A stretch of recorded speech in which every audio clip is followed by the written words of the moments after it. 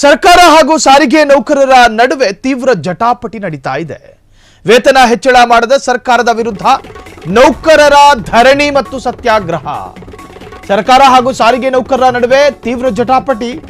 ವೇತನ ಅರ್ಥಾತ್ ಸಂಬಳ ಹೆಚ್ಚಳ ಮಾಡದ ಸರ್ಕಾರದ ವಿರುದ್ಧ ನೌಕರರ ಧರಣಿ. ಬೆಂಗಳೂರಿನ ಫ್ರೀಡಂ ಪಾರ್ಕ್ನಲ್ಲಿ ಉಪವಾಸ ಸತ್ಯಾಗ್ರಹ. ಆಗಸ್ಟ್ 5ರಂದು ಬಸ್ ನಿಲ್ಲಿಸಿ ಮುಷ್ಕರ ನಡೆಸಲು ಈಗಾಗಲೇ ಕರೆ ಕೊಡಲಾಗಿದೆ. ಸರ್ಕಾರಕ್ಕೆ ಕೊನೆ ಎಚ್ಚರಿಕೆ ನೀಡಲು ಸಾಮೂಹಿಕ ಉಪವಾಸ.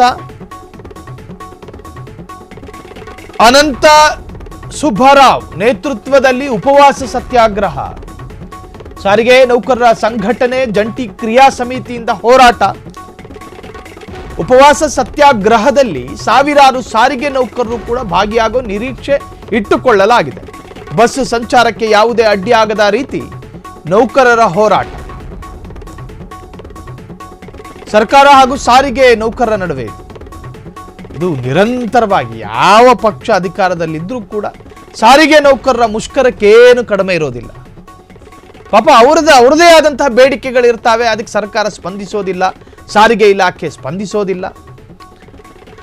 ಅವರ ವೇತನ ಹೆಚ್ಚಳ ಆಗುವಂತೆ ನೂರಾರು ಧರಣಿಗಳು ರಾಜ್ಯದ ಇತಿಹಾಸದಲ್ಲಿ ನಡೆದು ಹೋಗಿದೆ. ಆ ಫ್ರೀಡಂ ಪಾರ್ಕ್ ಅದಕ್ಕೆಲ್ಲವೂ ಕೂಡ ಸಾಕ್ಷಿಯಾಗಿದೆ. ಈ ಬಾರಿ ಸರ್ಕಾರಕ್ಕೆ ಕೊನೆಯ ಎಚ್ಚರಿಕೆಯನ್ನು ಕೊಡ್ತಾ ಇದೆ. ಕೊಟ್ಟು ಸಾಮೂಹಿಕ ಉಪವಾಸ ಸತ್ಯಾಗ್ರಹ ಮಾಡ್ತಾ ಇರೋದು ಸರ್ಕಾರಿ ನೌಕರರು. ಅನಂತ ಸುಬ್ಬರಾವ್ ನೇತೃತ್ವದಲ್ಲಿ ಉಪವಾಸ ಸತ್ಯಾಗ್ರಹ. ಸಾರಿಗೆ ನೌಕರರ ಸಂಘಟನೆ ಜಂಟಿ ಕ್ರಿಯಾ ಸಮಿತಿಯಿಂದ ಈ ಹೋರಾಟ ಎಂದು ಹೇಳಲಾಗ್ತಿದೆ.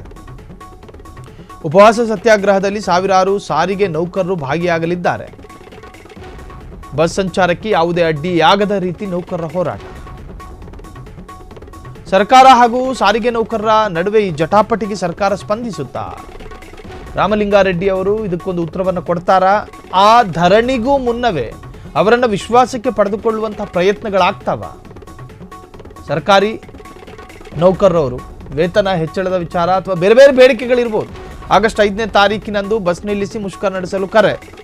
ಸೊ ಸಾಮೂಹಿಕ ಉಪವಾಸ ಸತ್ಯಾಗ್ರಹ ಮಾಡೋದಕ್ಕೆ ಈಗಾಗಲೇ ನೌಕರರು ಕೂಡ ಸಿದ್ಧತೆಯನ್ನು ಮಾಡಿಕೊಳ್ತಾ ಇದ್ದಾರೆ. ಅದಕ್ಕೂ ಮುಂಚಿತವಾಗಿಯೇ ಸರ್ಕಾರ ಮಧ್ಯಪ್ರವೇಶ ಮಾಡಿ ಅವರನ್ನು ವಿಶ್ವಾಸಕ್ಕೆ ತೆಗೆದುಕೊಳ್ಳುವಂತಹ ಪ್ರಯತ್ನಗಳಾಗ್ತಾವ ಎನ್ನುವಂತಹದ್ದೇ ಈಗ ನೌಕರರ ನಿರೀಕ್ಷೆ. ಕ್ಷಣ ಕ್ಷಣದ ಸುದ್ದಿಗಳಿಗಾಗಿ ಫ್ರೀಡಂ ಟಿವಿ ಸಬ್ಸ್ಕ್ರೈಬ್ ಮಾಡಿ, ಲೈಕ್ ಮಾಡಿ ಹಾಗೂ ಫಾಲೋ ಮಾಡಿ. ಹೊಸ ಸುದ್ದಿಗಳ ನೋಟಿಫಿಕೇಶನ್ಗಾಗಿ ಬೆಲ್ ಐಕಾನ್ ಮೇಲೆ ಕ್ಲಿಕ್ ಮಾಡಿ.